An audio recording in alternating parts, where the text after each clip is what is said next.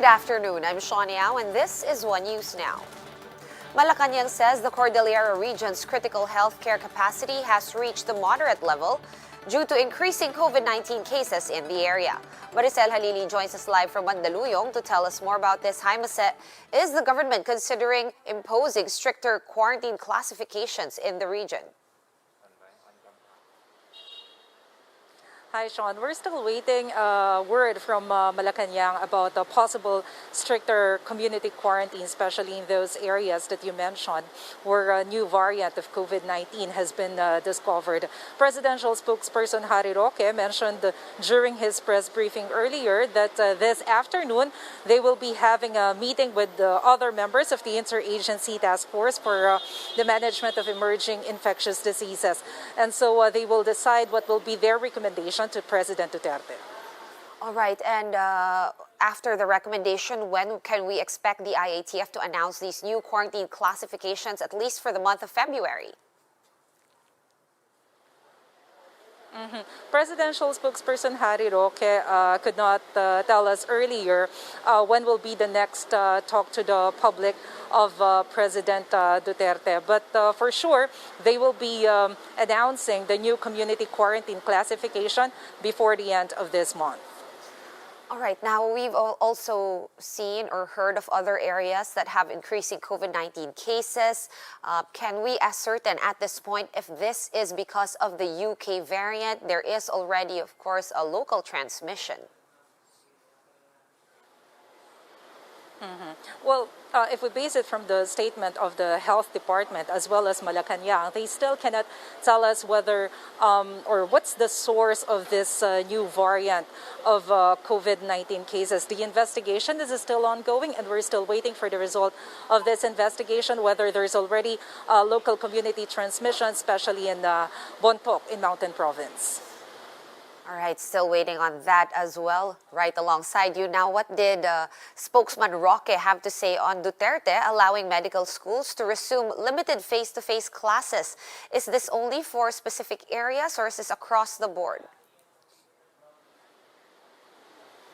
Yeah, Sean. Actually, Secretary Roque reiterated the statement of CHED Chairman Popoy de Vera. He mentioned that the President has already approved their recommendation to have a conditional face-to-face classes, but this is only limited to medical schools and to some allied courses, especially or particularly in general community quarantine areas or those areas with a more relaxed community quarantine. The reason behind this is that the government wants to make practitioners, especially now that we're still experiencing pandemic, and we still don't have any idea when will this be over. All right, Maset, one question not having to do with the virus or the pandemic. Of course, yesterday we heard about the new law in China allowing their Coast Guard to fire or open fire on foreign vessels. What did the palace have to say about this? We asked about this earlier, Sean, and presidential spokesperson Harry Roque reiterated what the Foreign Affairs Secretary Teddy Boy Locsin mentioned earlier, that the government has no plans of filing any diplomatic action against the move of China, stating that China is a sovereign country, so they have all the power and right to impose or to pass a law with regards to this. Nonetheless, Secretary Roque hopes that Chinese government will follow the policy of the United Nations Convention of the Law of the Sea, considering that China is also a member of the United Nations. That's right. Oh, well, they already have been proven not to follow the UNCLOS, but any updates on the code of conduct among ASEAN regions? Or among the ASEAN countries? We'll still have to wait for the next ASEAN summit to get an update about it, Sean. But nonetheless, presidential spokesperson Harry Roque reiterated the statement of President Duterte that he still hopes that the code of conduct will be finalized and approved soon to avoid any tension, especially in the disputed area. All right, thank you so much for all those updates. Maricel Halili joining us live from Mandaluyong City. The health department has confirmed local transmission of the UK COVID-19 variant in Bontoc Mountain Province. In an interview with the chiefs, Undersecretary Maria Rosario Vergeres said it is different from local transmission is different from community transmission. Vergeres explained that the latter can only be declared if there's occurrence of case clusters and the source is not identifiable. As for the cases in Bontoc, the officials said they were able to identify a specific lineage among all UK variant infections. That would be this UK traveler or balikbayan natin na galing sa UK na sa kanya po nakuha yung sakit nitong mga tao sa komunidad. U.S. pharmaceutical company Moderna says its vaccine appears to be effective against the UK and South African COVID-19 variants. The findings have yet to be reviewed, but suggest that immunity from the vaccine recognizes the new variants. Moderna says that blood samples exposed to the new variants appear to have sufficient antibodies to fight the virus, although it was not as strong for the South African variant compared to the UK one. What this means is that protection against the South African variant could disappear more quickly, according to the drug maker. Moderna says it's now looking at creating a booster shot for its existing vaccine or an entirely new shot to protect against the South African variant. We'll have more stories after this quick break. Stay with us.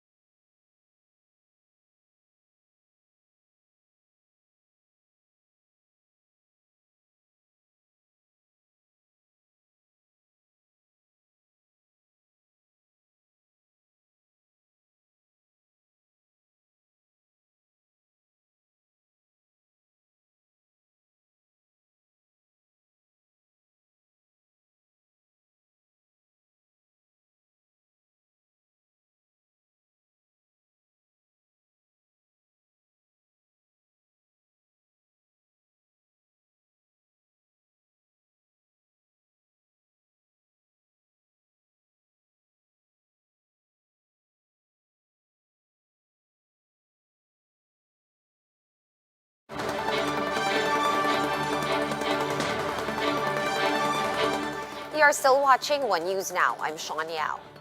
New adjustments on voter registration schedules are being considered to encourage more people to participate. Let's get the details from Romel Lopez. He joins us live from the city of Manila. Hi, Romel. How is voter registration, or how is the turnout so far? Yes, Sean, Comelec says it's falling short of its 4 million target new voter registrants ahead of the 2022 polls. According to some election officers, the low turnout may be primarily attributed to the ongoing health crisis. This is how, Sean, one of the Comelec officers here in the city of Manila looks like as the voter registration is ongoing. According to attorney According to Attorney Gregorio, the election officer here in Manila, they are only averaging 30 registrants per district a day. The figure is far from the capacity of the registration machines at up to 200 per day. Bonifacio explains that many people would rather stay at home than register due to the threat of COVID-19. Another issue that he cited is the limited operating hours of Comelec offices due to the skeleton workforce. Comelec has recently adjusted the operation of its offices to Mondays to Thursdays only from 8 a.m. to 3 p.m. As of January 4, only 1.1 million have registered out of 4 million expected turnout. With this, some Comelec officers are asking public or barangay officials to help in informing the public about the registration. The National Office of Comelec, meanwhile, is planning to adjust the schedule to encourage more people to register. Comelec spokesman James Jimenez says they are now looking at extending the registration hours or extending the registration days to encourage more people to register. Sean, Comelec is also utilizing social media to educate more people about the importance of their participation. The agency assures the public that a system is in place to ensure that all health protocols will be strictly observed. Sean? All right, Rommel, I know that before you go to register to the Comelec offices, wherever you may be, you have to download forms in advance. Is this still the case, rather? And does this hold true nationwide? Yes, that's true, Sean. To limit the face-to-face interaction, the Comelec suggested and encourages the voters to first log in into their Comelec website, and they can download their Comelec registration form there before they go here to their respected Comelec offices. They have also gave out some Comelec forms in those barangays so that the participants or the registrants can just ask for the barangay's officials for the copy of the registration form. This is to make sure that they will limit the face-to-face transaction between the registrants and, of course, their Comelec officers. Sean? All right, so for those without printers or computers or no means to download and print out the forms at home, they can approach their barangay officials. Just to clarify?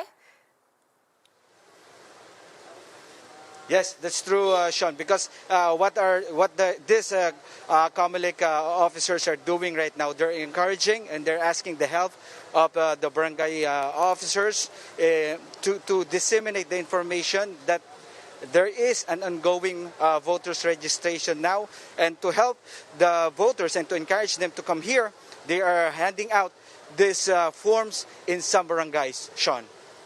All right, hoping for a bigger turnout for voter registration. Thank you so much for that update. Rommel Lopez joining us live from the city of Manila. The Comelec has also raised concerns over the low turnout of overseas voter registration in the past few elections. Comelec spokesman James Jimenez told Agenda that they are expecting an even lower turnout in the upcoming elections due to the pandemic. He added that funding for the Overseas Voting System, or OVS, could be put in jeopardy because of this. Jimenez is also concerned about repatriated OFWs who have only until August to apply for a transfer of registration.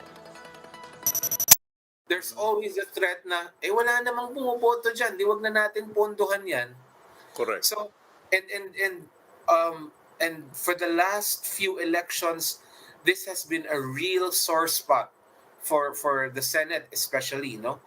They have called our attention to this many times over, and rightfully so. For more updates, visit News 5, the Philippine Star, and Business World online. Visit our website, onenews.ph, for more in-depth analysis. You can also catch One News on the Signal Play app. Register for a free account at www.signalplay.com and stream One News Live anytime, anywhere. I'm Sean Yao. We are One News.